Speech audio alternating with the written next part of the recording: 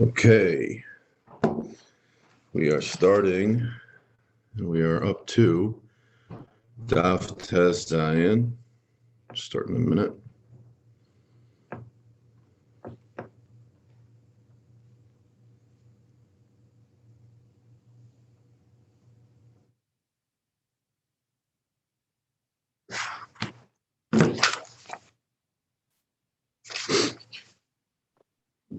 Morning, Reb Kevin. Good morning, Reb Kalman. Good morning.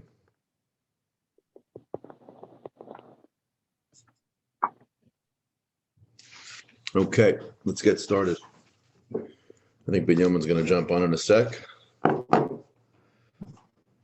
Today we have a long daf, a lot of Gemara, so try to go through it. It can't be more action packed than yesterday. That I could tell you. Yeah, yesterday was more like a fast-paced bullet staccato, boom, boom, boom, boom. Today we're going to be discussing primarily the halachos of nidui, which sort of came up yesterday in yesterday's Gemara when we were talking about an avil menuda and a mitzayra. So we're continuing off of that topic. And in fact, that's what Rashi says. Rashi says that the last wide line, Amarava, he says, "Aidi da ayri b'menuda mifar." So once we're having a discussion about nidui, let's just explain the halachas of nidui. So nidui, remember, is we were using it interchangeably, nidui and chayrim, but really there's a difference between nidui and chayrim. Nidui is a lighter form of chayrim, but basically these are both forms of excommunication.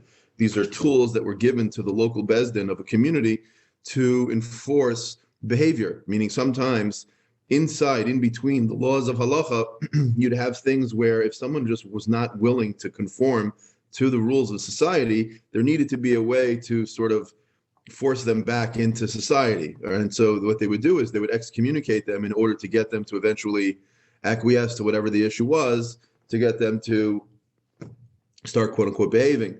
So there are many different things a person can do to get put into nidui, get put into chayrim.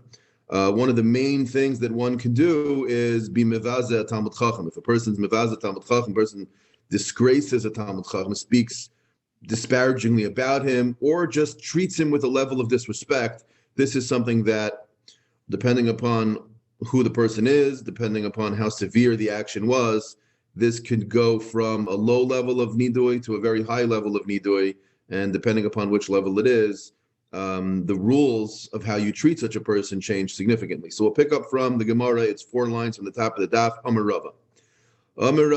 Rava asked the following question: Minolan the mishadrin shlich lebeidina. Where do we know? And we're basically going to go through the psukim here to see where do we know all of these halachas of nidui. So first, let's just talk about bezdin in general. Minolan the mishadrin shlich lebeidina. How do we know that we send a shliach, we send someone to the person's house to tell him that he has to come to bezdin? Umizamnina leiladina. Where do we know that we summons him? Where do we know that there's a summons for him to come in?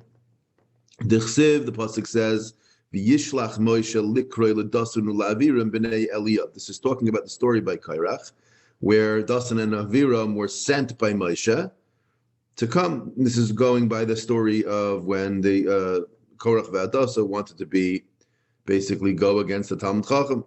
So over there, they sent for him, they sent for them, and uminolandim is aminon ladina. Where do we see that they're summoned? You see that everyone was called, so therefore you see that we send the shliach. Now, where do we know that when the summons is sent, it is there that it mentions in the summons, it's mentioned by the shliach that you're to stand in front of a gavra rabba, meaning in front of a dayan. It says lifnei Hashem in the pasuk. How do I know that in the summons it has to mention both at, you, uplanya, and someone else? Meaning it has to mention all of the various different people that are involved in the court case. Dichsiv ata vehem, that you and them, the Aaron and Aaron, are all going to be called. And how do I know the kavinon zimna? How do I know that a time is set specifically for the court case to happen? Dichsiv, the pasuk says macher. How do I know zimna basar zimna, that if the first time he's called to bezdin and he doesn't come, how do I know that there's a second attempt made? Dichsiv Karu Sham, which is a lashon of nidui, Paroi Melech Mitzrayim, Sha'oin Havir Amayit, for he passed over the time, which implies that the time had passed, meaning he needed to be called again. Uminalan de'imis paker b'shlicha debeidina. How do we know that if the person, the Baldin, insults or speaks disparagingly about the shliach that Bezdin sends and says, get out of here, or talks not nicely to him, v'asi v'amar, and he comes back to Bezdin to tell them what happened, we don't say, loy mischazi kelish nabisha, that's not called lashon hara. How do I know that? The chsiv, the pasuk says, ha'enei ha'anoshim ha'heim tinaker, because the story over there was that Dasan ve'avirim, in response to the request to come in front of Moshe, their response was, ha'enei ha'anoshim ha'heim, the eyes of those people, tinaker, should be poked out, and that was relayed to Moshe, and yet you see that it wasn't a problem. Uminolan de mishamtinon, and how do we know that if they don't come to Bezdin, when someone doesn't come, that we put them in nidui? The chsiv, oyru meirois. You have to know the story a little bit over here. It's the story of Barak and Devaira. Devaira was a judge, so it was with the fight, I think, with Canaan, which you had Sisera. He was the main general of Yavin, the king of Canaan, and Sisera. There was a big fight, and Devorah and Barak were going to fight them. Barak was convinced by Devorah to fight Canaan, to kill them, to destroy them. And Barak wanted her to come, and she said, if I come, you're not going to get all the glory. The glory is going to end up coming from a woman. You have to be okay with that. And he says, fine, whatever it is. And they go and they fight, and eventually they win. And what ends up happening is Hashem makes it so that it rains a lot, and all of Sisera's wagons and chariots get caught in the mud, and Klal Yisrael is able to kill them all until Sisera jumps off his horse and runs away and tries to find. He ends up finding the house of who was it again? Hakini, I forgot his first name. Yeah, and not Uriah. Was it Uriah? No, it was, I forget, either way. And his wife was Yael. Yael was his wife, and Yael convinced Sisera to come into the house and provide him with safe passage, but really it was a ruse. And Yael was able to offer him some milk, and it made him sleepy, and that's why, by the way, I think we have dairy when Shavuos, whatever. So Yael provided milk. He got tired, and she was able to take a tent stake and pound it into his head, and was able to kill him. And so that when Barak came in, she said, "Look what I've done over there. I took care of him." But the point in that whole story is that we were able to win, and afterwards, Devorah made a shira, and in her shira, she mentioned Oyru Me'roz. The pasuk actually is kedai to read inside because we're going to go through it in a second. Where's that story from?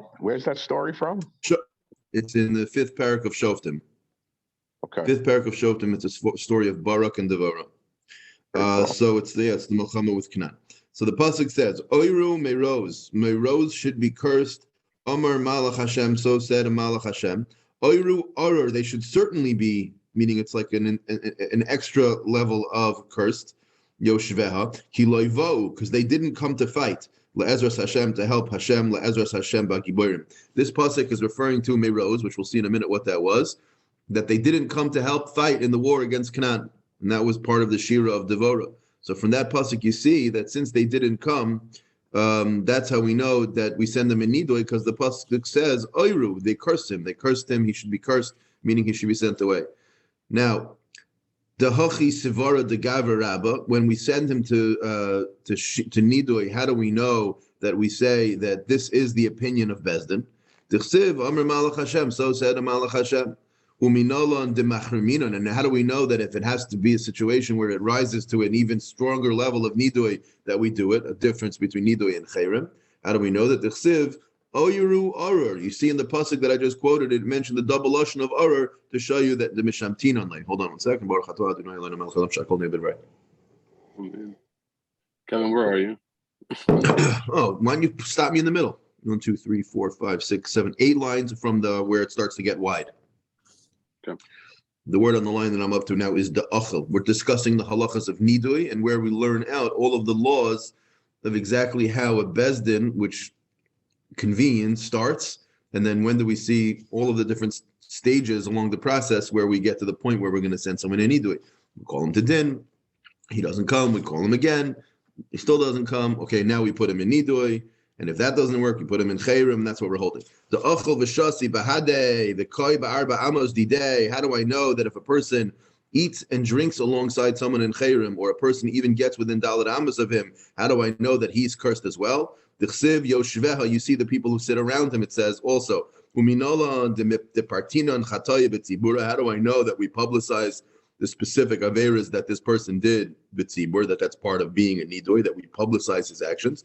The chsiv, because like it says, what did it say that Meroz did? It's ki loy ba'u la'ezros Hashem, for he did not come to help with the war. So you see, we publicize that information. For Amar Ula, B'dalid mea shipuri shamte barak lemeroz. Ula said that with 400 shofars, Barak put Meroz in Nidui. Now, Iga da Amri, there are those that say that who was Meroz? Gavra Rabahava. He was just a very strong man. He was one of these very important men, and instead of helping Klal Yisrael by being part of the war effort, he ran away. The Iga da Amri koichvahu. Really, he was, what Meroz was not a person, but rather it was a mazel of Sisra. And what was happening here was that it was sort of all, it wasn't literal that there was anyone who was being put in Nidui, but it was just a reference to the mazel of Sisra of his being put in Nidui, and that's how Devorah and Barak were able to win. Shenemar mina shamayim nilchamu akichavim. You see that it says that mina shamayim they fought when the stars. Uminolan de mifkarina nichse. How do we know that when someone is put in chayrim that all his nechasim, all of his property, his hefker? The pasuk says v'chol asher lo yovel l'shloshes hayamim. What's going on over here is it's talking about Ezra Navi, when he was talking to the Oilei Bavel who were coming back to Eretz Yisrael. He said to them, "V'chol asher lo yavo l'shloshes hayamim." Anyone who does not come in the next 3 days, be'atzas hasarim v'haskenim, meaning which is the advice of the officers and the elders, yechram kol rechusho, all of his property shall be confiscated. V'hu yibadol mekahal hagoyla, and he will be separated from the nation. Meaning to say, he'd be put in chayrim, and all of his nechasim will become a hefker for everyone. Uminolan de natzinon. How do I know that you're supposed to argue with the person who's in chayrim? Ulaitinon, and you curse him. Umachinon, and you beat him. Utalshinon seyar, and you pull out his hair. Umash be'ininon, and you force him to take shvuas in order to get him to do tshuva. You do all of these things in order to get him to get back into the community's good graces. The chsiv, the pasuk says, v'arev imam, I will fight with him. V'akalalam, and I will curse him, or curse them. V'akamehem anoshim, some of them will get hit. The amartem, and some of them will have their hair pulled out, the ajbiem, and they will be forced to take shvuas. Okay, fine. Uminolan, and how do I know the kaftinon, that we sort of we put them in handcuffs and you know, and put them in chains. The asrinon, and we tie them to a pole in order to give malchus. The abdinan hardafa, and that we do hardafa. We'll explain what hardafa is in a minute. Where do I know that from? The chsiv, the pasuk says, hein lemaves, some will go to maves. Hein le'sharushe, some will be uprooted. Hein le'onesh nechasin, some will have their property confiscated. Ula asurin, and some will go to prison. To ask the Gemara on the pasuk, my le'sharushe, what does le'sharushe in the pasuk mean? Amar Ada, Mari, Amar Nechemia, Bar Baruch, Amar Chia, Bar Oven, Amar Yehuda, Hardafa. Okay, so you didn't really explain anything. You told me that. Okay, fine. You put him in handcuffs and you tie him up. And then you said you do hardafa, and how do I know that? From the pasuk. And then in the pasuk it says hein l'shrushe, and I ask you what l'shrushe is, and you tell me it's hardafa. So I don't know what hardafa is. My hardafa, asked the Gemara. Rav Yehuda breder of Shmuel bar Shilas mishmei derav. What does it mean? Minadin la'alter, meaning hardafa means you don't wait. You put him in nidui right away. V'shoinin la'achar lamed, and then you do it again after 30 days. So you put someone in nidui, and then you give him 30 days to basically, think about what he did. It's like timeout, so to speak, right? But just an aggressive form of communal timeout. Then you give him another 30 days, and if he still hasn't changed his ways and he's still holding fast in his opinion, then shoyin la'achalam, and you do it again. You give him another 30 days. So now it's been 60 days. What happens if after 60 days he doesn't pay attention? He's not changing his ways. Then we put him in chayrim machrimin la'achar shishim, and chayrim is much stronger. Either way, Amar le Rav Huna bar Chinana, Hochi Amar Rav Chizda. He has a different opinion. What does it mean, l'shrushe, to uproot this person? It's masrin be'sheni. You warn him on Monday. V'chamishi v'sheni, meaning basically the two nidois happen very quickly. Chayrim happens inside of a week. You go Monday, Thursday, Monday, and if he still hasn't changed his mind, then you put him in chayrim right away. Now, Zakti Gemara, Hani Mililam and Mina. What we just described was all about if someone's in Chayrim for Mammon, meaning Reuven and Shimon are arguing about who owes who money. Reuven says, I want to take you to Bezdin. Shimon says, okay, fine. They call him to Bezdin and Shimon doesn't show. Shimon doesn't show again. And eventually they say, okay, Shimon's not coming to Bezdin, we're putting him in Nidui. Okay, he's been 30 days, he's still not coming, another Nidui. Another 30 days, okay, we'll put him in Chayrim.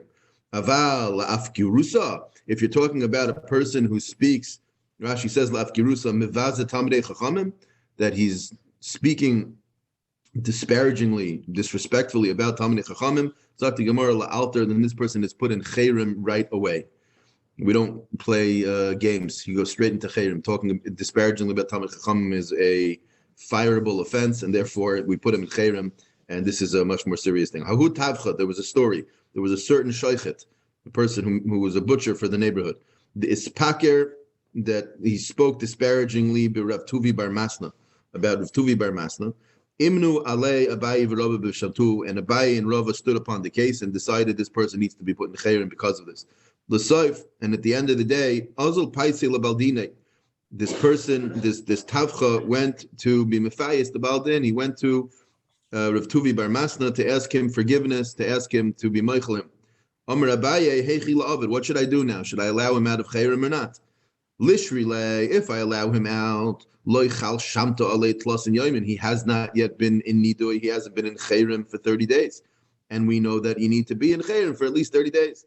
He says, Loy Lishrile, if I don't let him free, Kaboy Rabbanon Lemeil. Everyone needs this guy, he's the butcher. If no one's going to be able to have any fleish for Shabbos if we don't let this guy out. So what am I supposed to do? Meaning, really, I want to keep him in Nidui until he finishes his sentence, so to speak. But I need him. Amar Leila Rav Idi Bar Oven, Midi Shmialach Beha. Did you hear anything about this case? Meaning, maybe you could help me out. What should I do with this person? Amar Le, he said to him, Hachi Amar of Tachlifa Bar Yavimi Amar Shmuel. The following was said by Rav Tachlifa in the name of Shmuel. Tut Asar v'Tut Share. Tut here literally means tut, like it means like in English, tut, like the tooting of a shofar. What put him in Nidui? What put him in Chayrim? Just like we saw by Baruch earlier, was blowing the shofar. So too, blow the shofar and let him out. Right? He says you can let him out. He says, Amr Le, Abaye said to him, Honey Milalim Imoina. That is only true if the person is in Nidui and Chayrim because of a financial problem. Aval Afkirusa. Don't we say that when it's coming to a Talmud Chacham, that you're Mevaza Talmud Chacham, it's Adechayli Shamta Alei Tlas and Yoimin? It's got to be for 30 days. So Abaye was explaining his side of the story. Now from here we see, Alma Kasavar Abaye, from this whole story, you see a couple of things. But the most important thing you see is, Hani Beit Tlasa de Shemisu. If you have a bezdin that puts someone in Chayrim, you can't have three other people and separately being matir the chayrim. I mean, the chayrim has to be mutter through the same bezdin that put him in. Because you see, Abaye and Rava had basically put this guy in chayrim, and Abaye is the one running around trying to solve the problem of what to do. Why did he have to do that? Why not just let some other Rav deal with it? So if the fact that he was the one who was dealing with it, you see from here that Abaye is the only one, since he was the one who put him in chayrim, he's the only one who could allow him out. Because that question itself was a question, the iboylahu. Hani Beit Tlasa de Shemitu. There was three. If you have a bezdin that puts someone in chayrim, mahu lemeisa tlasa achrini v'sharlei. Can three others come and can another bezdin be matter that chayrim? Tashma will learn from a brisa. Or learn from is it a brisa? Mishnah. It's no, it's a brisa later on. Menuda l'rav. The halacha is that this is not referring to a zilzul nidui. This is just referring to a regular, even a lower madrega than a regular zilzul. It's talking about. There was someone took offense. A Rav took offense at something, so that Rav put like a personal nidui. Basically, I think of it like what do they call it in court today? You would say, I want to file a restraining order. That's really basically what this is, right? Menuda l'Rav. If someone if a Rav gets a restraining order against someone for something that he did, then menuda l'Talmud. The Talmud of that Rav is bound by that same restraining order and therefore can't have anything to do with that person either. However, menuda l'Talmud, a person who is menuda for the Talmud, eina menuda l'Rav, the Rav is not obligated to abide by that restraining order that the Talmud put out, and that makes sense. The Talmud is subservient to his Rebbe, so he has to follow whatever his Rebbe does. And also, menuda l'Iroi, if a person lives in one city and his city puts him in chayrim, then menuda l'Erecheres. then a similar city of similar size, he'd also be benidoy if he travels over there. They have to abide by the nidoy of the city where he comes from. However, the opposite, if a person lives in one town and he's put in nidoy by a different town for whatever reason, maybe he's called to din over there and he doesn't come or whatever it is, then he does not have to abide. His own town does not have to put him in nidoy. He's only required to be in nidoy in the other town. What happens if a person speaks disparagingly of a nasi? A nasi here doesn't just mean like a nasi in the times of the Gemara and the Mishnayos. A nasi could just simply mean the Gadol Adar. The Gadol Adar, if a person speaks disparagingly of a Gadol Adar, then menudel l'kol Yisrael, everyone has to stay away from such a person, meaning no matter where you are in every single city in the world, a person speaks disparagingly of a Gadol Hadar, that is so bad that he's in nidoy everywhere. Menudel l'kol Yisrael, whereas if a person is in nidoy from any one of an individual of Klal Yisrael, then eino menudel l'nasi, then the nasi doesn't have to stay away from him. Meaning, if someone's put in nidoy and he wants to go speak to Moshe Feinstein is not mechuyev to stay away from him, but rather he can have what to do with him. That's the Tanakama. Rav Shimon Gamliel Omer, echad min hatalmidim shenida. Let's say you have one of the Talmidim that was put in Nidui, Ummes, and he dies. Chelkai einay mufer. His chelek is a person who was put in Chayrim, and one of the Dayanim who put him in Chayrim dies, and so now you only have two of the Dayanim left alive. The chelek of the person who died is nothing you can do about it. The guy's stuck in Chayrim. He can't get out. So we see from this whole discussion over here of this machlekes, this brisa, you see a couple of things. Shma mina tlas. Shma mina, the first thing you see is that Talmud shenida l'chvoida niduya of nidu. You see that just this idea that it's not enough that it has to be a high level of disrespect. You see that even a small level of disrespect, that the halacha is that a Talmud that is put in nidoy, even for his kavod, it's a real nidoy. That's the first thing you see. You see that from the second halacha where it said, from the first halacha where it said menudel l'rav, menudel l'talmud, menudel l'talmud, einu menudel l'rav. The second thing you see is u'shma mina kol echad be'echad mefer chelkai, that everybody, you see from the din of Rav Shimon Gamliel that each one of the dayanim and can uproot only his part and not the part of others. Because you see from the fact that when someone dies, that his chelek is not going to be mutter, meaning the part of the chayrim that he created, no one else can be matter his chelek. And shmamina, the third thing, which was related to why we got into this discussion, is shmamina hani beit tlasa. Three people, meaning a bezdin, the shamisu, that put someone in chayrim le'asi tlasa achrini. You can't take another bezdin v'sharle, and that's also you see from the fact that Rav Shimon Gamliel said that what do you call it? If the person dies, that the other two can't just take care of it for him. Meaning, since he dies, the guy's stuck in chayrim. Meaning, so what do you see? You see that another bezdin can't come and fix it, because why would he be stuck in chayrim forever if another bezdin can fix it? That's the shita of Rava. That's the shita of Abaye, and seems to be the shita of Rav Shimon Gamliel. Amar Ameimar came along and said, Hilchasa hani beit tlasa d'shamisu. If you have a bezdin put someone in chayrim, also beit tlasa achrina, another bezdin can come v'sharulei, not like Abaye and not like Rav Shimon Gamliel. Amar Rav Ashi Ameimar, how could you paskin like that? V'hatanya Rav Shimon Gamliel Omer echad min hatalmidim shenida umeis chelka yena mufer, which we just proved was like Abaye that holds that a second bezdin can't come and be matir the nidu in chayrim of a prior bezdin. So how could you, Ameimar, come and say that you're allowed to have a second bezdin do that? My love, that the understanding of Rav Shimon Gamliel is that when it says chelka yeina mufer, that the psak din that there's a chayrim here is not uprooted. My love, yeina mufer klal, that it's never uprooted. He says, lo, what Rav Shimon Gamliel was saying was not that it'll never be allowed to come out of chayrim. He understood Rav Shimon Gamliel to be like him, meaning Rav Shimon Gamliel's din wasn't really said explicitly. It was implicit. He said that if a person dies, then until another bezdin comes and fixes it, the guy's going to be in chayrim. That's how Ameimar understood it. Abaye understood it that no, when someone dies and he was part of a bezdin that put someone in chayrim, then the person is in chayrim la'olam. So you see, it's a machlekes Ameimar and Abaye and you see from the whole story with Abaye that he was running around trying to be matir the person's cherem, that obviously he holds that a second bezdin can't do it, only he has to uproot his own din. Okay, fine. Taner Rabbanan, Brisa says, Ein nidoy pachas milamed yoim, getting back to some of the halachas. A nidoy can't be less than 30 days. Ve'ein nizifa pachas mizayin yomim. What's this nizifa? So we've said so far two things. We've heard of nidoy and we've heard of cherem. So there's something else called nizifa. What's the difference between nizifa versus nidoy and cherem?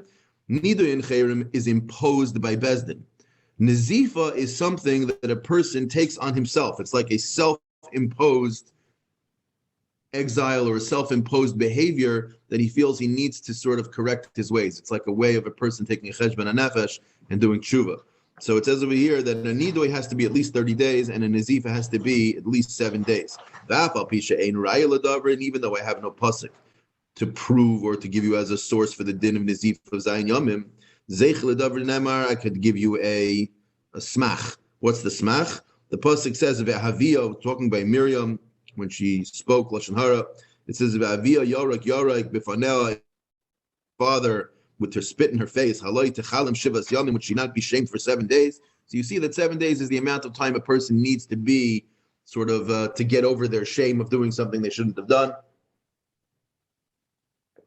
So that's where you see that at least it's a raya, not a makor mamish, but it's it seems to imply that 7 days is the amount of time required for a person to deal with the fact that they did something where they shamed someone else. So let's see it in the Gemara. Amar Rav Chizda, nidoy shalano k'nizifa shalohen.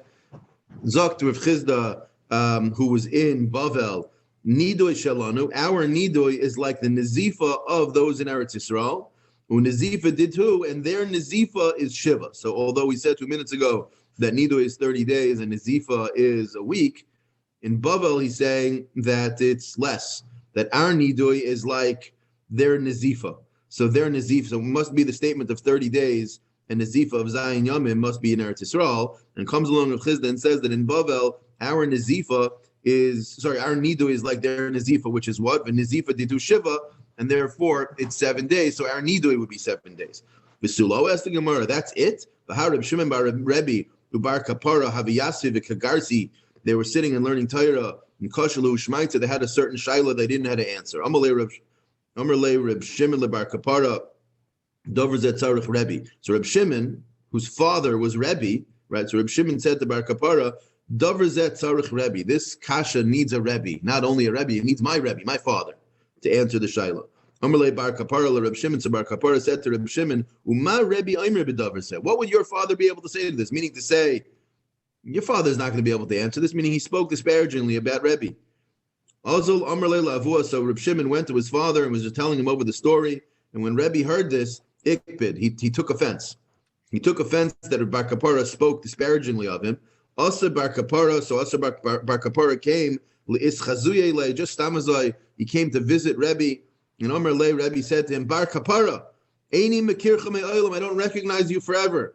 And once he said that, Bar Kapara realized Yoda did nakat milsa bedaita. He took it to heart what I had said, and he was offended. Therefore, he felt guilty. So therefore, Nohag Nizivusa benafshe, he was nohig on himself, and Nizifus, like we just explained. However, what did he do? Tlasin Yoimin. He did it 30 days. And this was, of course, happening in Eretz Yisrael. We just said 2 seconds ago that the Gemara said that our Nizifus in Bavel, our Nidoy is a week, because our Nidoy is exactly like the Nizifus in Eretz Yisrael, and the Nizifus in Eretz Yisrael is only a week. And here you see a story of people in Eretz Yisrael, Rebbe in Eretz Yisrael, who was Nayig Nizifus only of 30 days, not of a week. So how does that work? And the Gemara is going to bring another story like that. This story is a little bit longer, also very interesting. Shuv Pam Echad, another time, Gazer Rebbe Shelo Yeshnu L'Talmidim B'Shuk. He made a gzeira for the community that a person shouldn't teach Torah out in the shuk, in the business, in the marketplace. It's like a bizayon to Torah that it should be taught in such a dirty place. My darish, what was the psukim that he utilized to paskin this shaila? The pasuk says, the pasuk is where? I lost the spot here. Pasuk is in Shir Hashirim. It says, Mayofu pamayech ben na'olim bas div chamuke yirechayech kemoy chaloyim ma'aseh yedei uman. So what does it mean? Chamuke yirechayech literally means the hidden thighs. Kimo chaloyim are like jewels. That's what it says in Shir Hashirim. but it's understood in the Gemara to be referring to Torah. That ma yerech b'seiser, just like the yerech in the pasuk, the thighs are chamuke, they're hidden.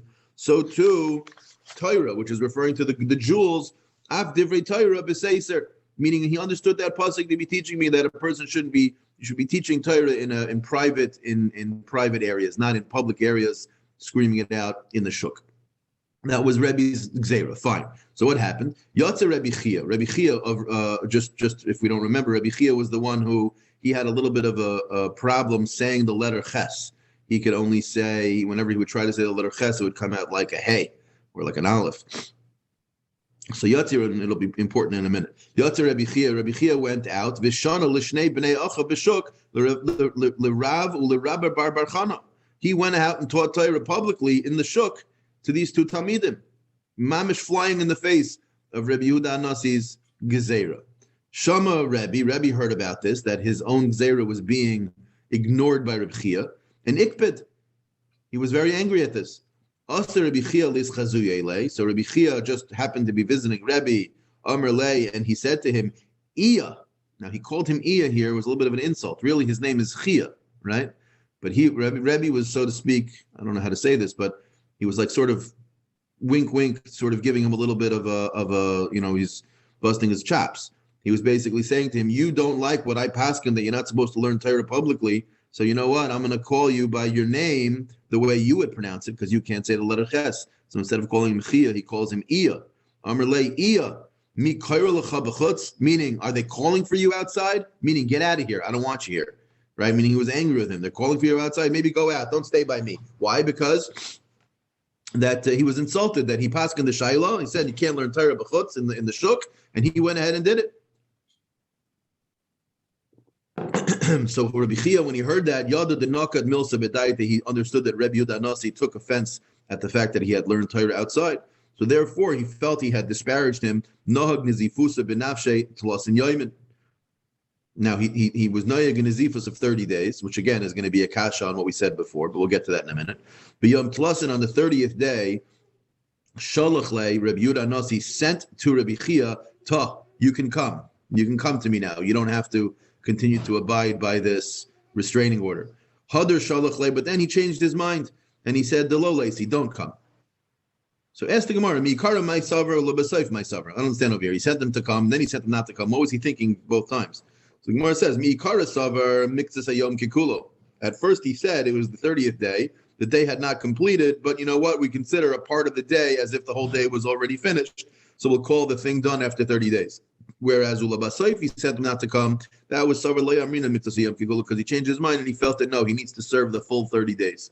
It's not a halachic 30 days, it's an actual 30 days. So okay, whatever it is, he wasn't sure, should he come, should he let him go, should he not? But either way, Lasof, at the end of 30 days, what happened, or during the time, whatever it was, so he came. So Rebbe Chia is now in front of Rebbe, and Rebbe says to him, Amarle, Amai Asis, why are you here? He says, Amarle, what do you mean? The Shalach li mar delesi, you sent me a letter that I should come to you. He says, no. I also sent you not to come afterwards. You should have followed by that one. He says, Amarle, Zera Isi, Vizela Reisi. I saw the first letter, I didn't see the second letter, so I came. So Rebbe Yehuda Nasi, after hearing this whole story, is Kari Allah, he says it's said about you, like the pasuk says, V'irtzois Hashem dar chayish, when a person does the Ratzon Hashem gam oivav, his enemies Yashlim Itay will have peace with him. Meaning, you see that in the end of the day, you Rebbe Chia are a big tzaddik, and you're a big tzaddik. Hashem, you walk in the way of Hashem. So even though in this specific issue we might be enemies, meaning that we fight with each other, in the end of the day there's going to be shalom because you're a tzaddik. Okay. Point is, in this whole story, is that he let him go. My time of marhachi. Why did Rebbe Chia learn publicly? Didn't we just say 2 seconds ago that Rebbe Yehuda Nasi made a gzeira? The gzeira came from a pasuk. So Rebbe Chia didn't do it just to fly in the face of Rebbe and ignore it. That can't be. He had to have some svara why he went ahead and taught Torah publicly, even though Rebbe Yehuda Nasi made a gzeira not to when he had a good pasuk. Amarlei the Chsiv, he says, I have a separate pasuk. The pasuk says, Chachmais bechutz teruna, that wisdom is bechutz, outside, teruna, calling out. Meaning wisdom can be called out outside. You can learn Torah even outside. He had a different pasuk. So even though Rebbe had a pasuk of, what was the pasuk that Rebbe had? He had a pasuk of chamuke, yerechayach, that the hidden thighs are like gems. Which taught him that it must be Torah learned hidden. Chachmas b'chutz truna tells me that no, Torah could be learned publicly. So they're arguing over where to get the pasuk from. So Amar Lei, so Rebbe said to him, "This is your pasuk. You're coming from this pasuk to tell me that you're not following my din. Im karisa, if you read this pasuk, loy shanisa, you didn't understand it, you forgot to review it. The im shanisa, if you reviewed it a second time, loy shilashta, you should have learned it a third time. The im shilashta, and if you learned it a third time, loy pirshu l'cha, they didn't explain it to you. Meaning, he said to him, you didn't understand pshat in the pasuk. You're using that pasuk and relying on that pasuk to act keneged my din. That's not possible. You didn't understand the pasuk." He says, what is the pshat in the pasuk? This is now not Rebbe speaking. He's just telling Rabbi Chia he didn't understand the pasuk. The Gemara is inserting this now and saying, Chachmas b'chutz truna, what's the pshat in that pasuk? Is kidirava. Not like Rabbi Chia said that it means learning Torah publicly. It's learned it's to be understood like Rava. What did Rava say? The Amar Rava kola oisik v'Torah mibifnim. A person who learns Torah privately, meaning when no one's looking, he's sitting and learning and he tries to understand what's going on in Torah. Torasei machrezes olav mibachutz. It'll eventually come to be that people will come to know his greatness outside. Meaning, a person spends his time learning Torah, becomes Tam Chacham, becomes a tzaddik, becomes a big, wise person. That Chachma is going to follow him around, and no one's going to ever see him learning, but they're going to meet him and they're going to see his greatness. That's how it's understood, and therefore it doesn't mean that you should learn outside. You shouldn't learn publicly. Rather, it should be done privately. And so therefore, that's how Rebbe understood the pasuk, and therefore Rebbe Chia shouldn't have done it, which is why he put himself in Nazifus.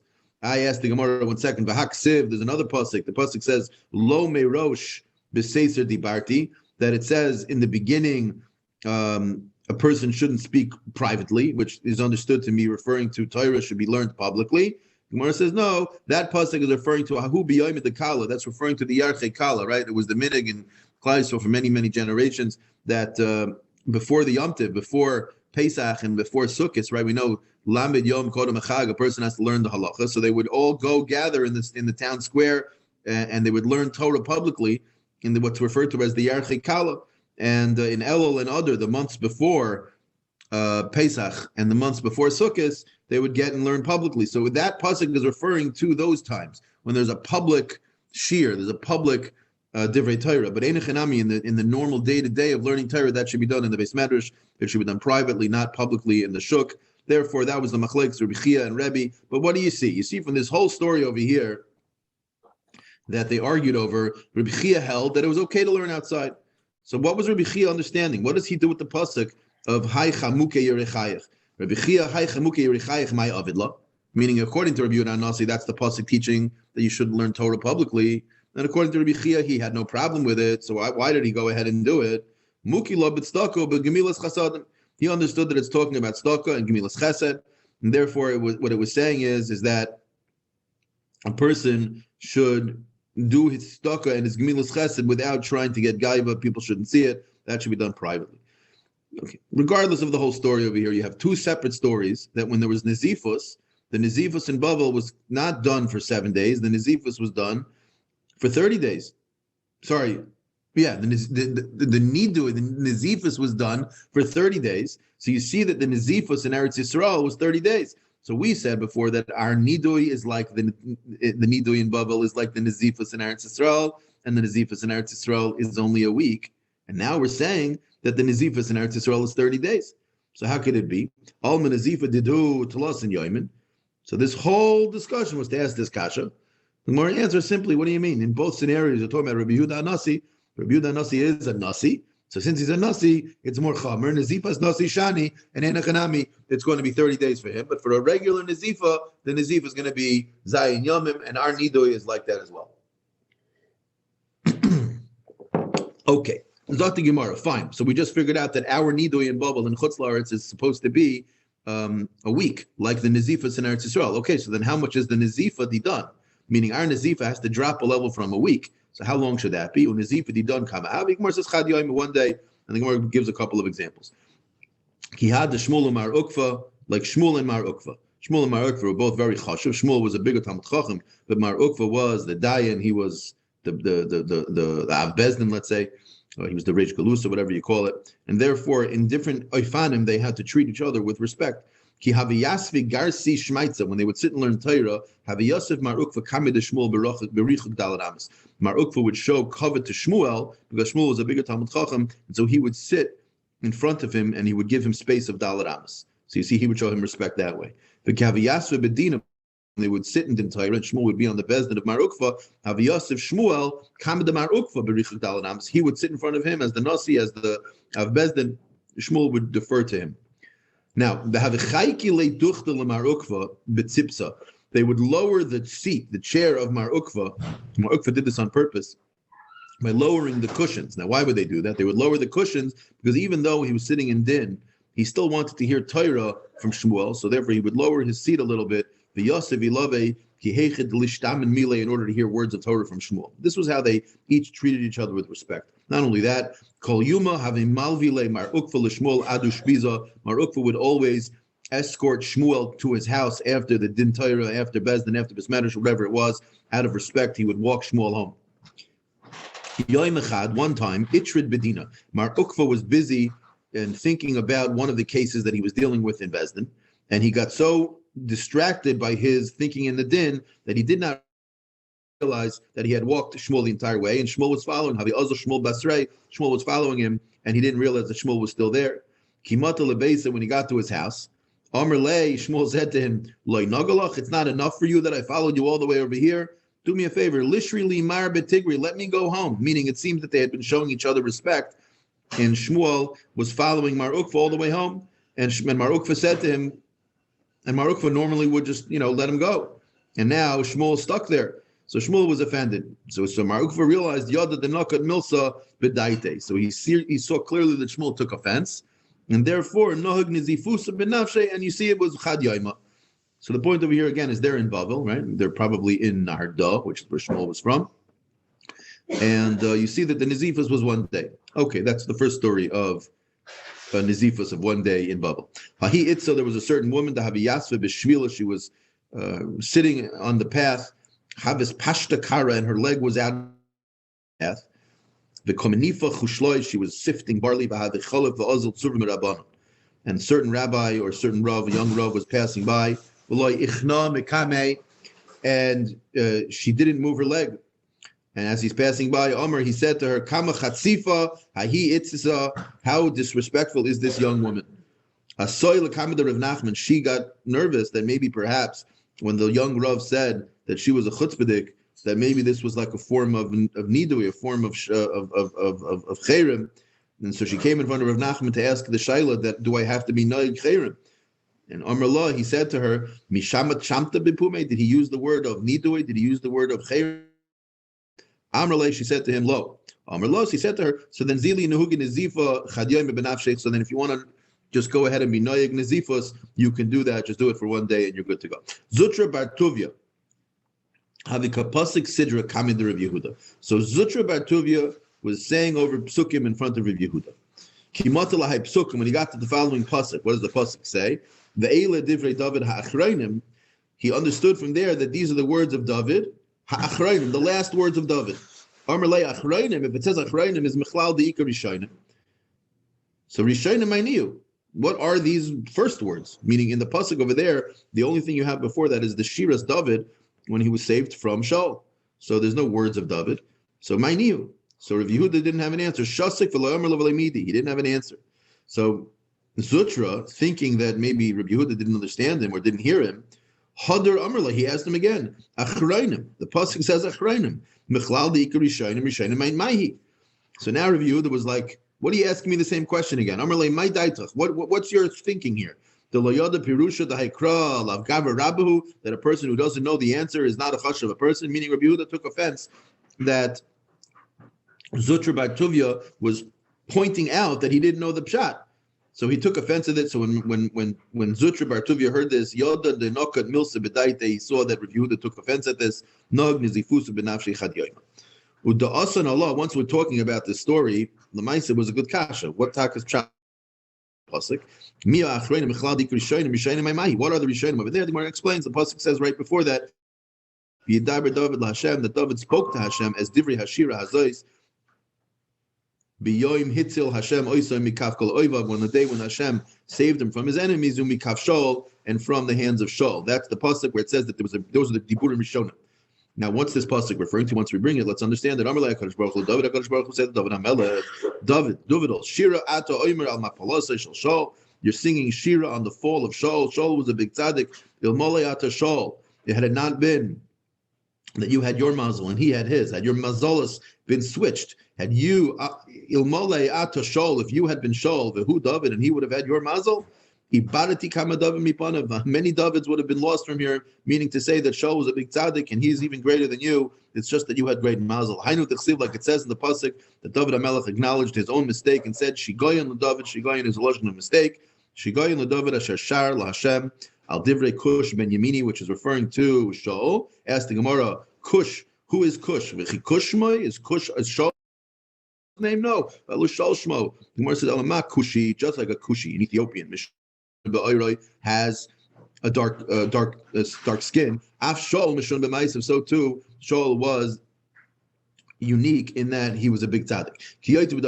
Like the pasuk says, Al oidus ha'isha hakushis asher lakach. This is referring to what Miriam was speaking not so nice about Moshe's wife Tzipora, that she was a kushi. Chikushishma, v'haloi Tzipora shma. Alama kushis mishun ba'oira. Av Tzipora mishun b'maaseha. Which is talking about Tzidkiyahu Melech, the Chikushi Shmai, V'halo Tzidkiyahu Shmai, Elama Kushi Mishuna Ba'oyer Av Tzidkiyahu Mishuna B'maise. One other Kiyot B'Davrat Ha'omer by Klal Yisrael, where it says, Haloi Kibnei Kushiyim Atem Li Beis Yisrael. The Chikushiyim Shman is Klal Yisrael called the Kushi. V'halo Yisrael Shman. Ma Kushi Mishuna Ba'oyer Av Yisrael Mishuna B'maseyan. Nikola Umos. Okay. Amar Reb Shmuel Bar Nachmena Reb Yonason.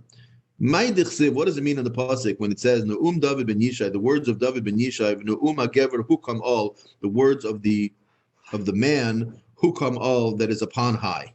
All mean a lashon of elevation. What does it mean in the pasuk? Ne'um David ben Yishai, the words of David ben Yishai, meaning what? Shehukam Shehikim Oila Shal Tshuva. He raised the level of greatness of Tshuva. Pasuk continues. It's Amar Lokei Yisrael. Hashem says, Li diver tzur Yisrael, the tzur Yisrael spoke to me. Moshel be'adam tzaddik, a person who rules over man must be righteous. Moshel yiras elukim, a person who rules must have yiras shemayim. So my kamar, what's pshat in the pasuk over here? Amar bavo, hachi kamar. This is the pshat in the pasuk. Amar elokei Yisrael, li diver tzur Yisrael. What does that mean? Ani moshel be'adam, I rule over man, Hashem says. Me moshel be, but who rules over me? He says, that's a tzaddik. Shani goizer gezeira. U'mevatel, and the tzaddik is mevatel it.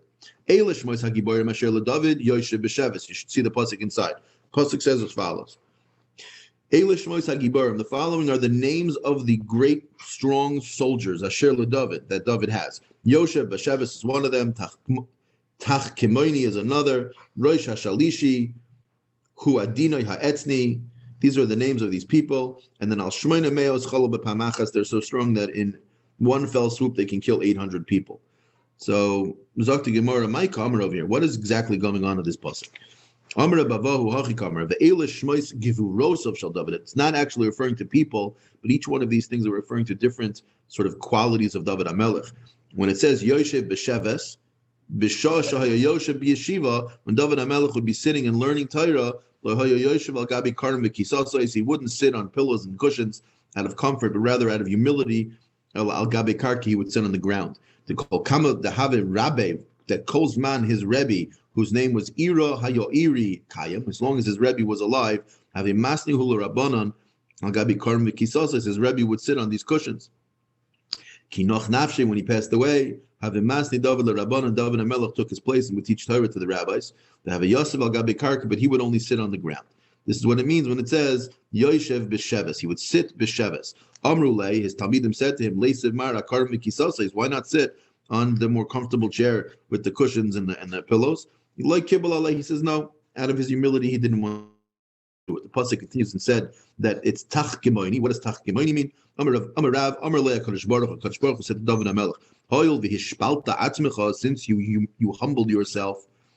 Tehei Kimoini, that's the play on the words. Tach Kimoini becomes Tehei Kimoini. You shall be like me, meaning what? Shani Geizer Gzeira. Hashem says, I make decrees. ve'ata mevatla, and you are the one who can be mevatlit as a tzaddik. The pasuk continued. It says Rosh Hashalishim.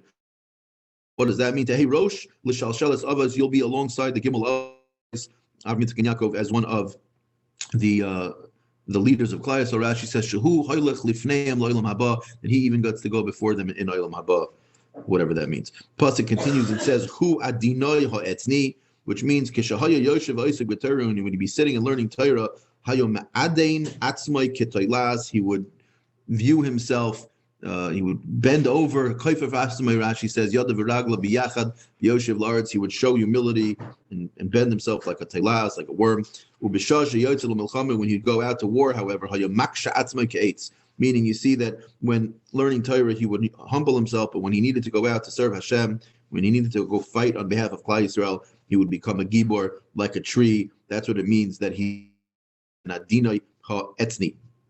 Al shmoina me'os cholol bepamachas. It says in the pasuk in the end that 800 people would be killed in one shot. What does it mean? Shahaya zoyrek chayitz. David HaMelech was able to throw one arrow. Umapel shmoina me'os cholol bepamachas. He can kill 800 people at the same time. V'ayo misaneach al ma'asayim, and he would always sigh over the remaining 200 that he couldn't do. Meaning he was able to kill 800, but the 200 that he couldn't kill, meaning to get to 1,000. And he would always sigh over, meaning to say that it was as if to say he wasn't able to be Mekayim, the Divrei HaPasuk, which we'll see in a minute, where it says, D'chsiv, Eicha Yerdof Echad Elef, how should chase 1,000. One should chase 1,000. So he was only able to kill 800. He wishes that in the Shem Hashem he could have killed 1,000. Why did he not get the other 200?